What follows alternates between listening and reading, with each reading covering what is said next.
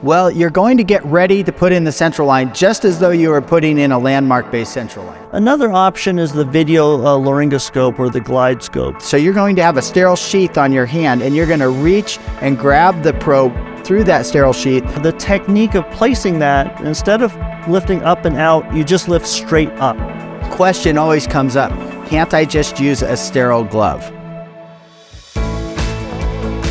This is the slide that pulls it all together. And rather than go line by line through this table, what I want to do is go through some cases and show you how this information can be useful. This is a 47-year-old male. He has chest pain and a productive cough.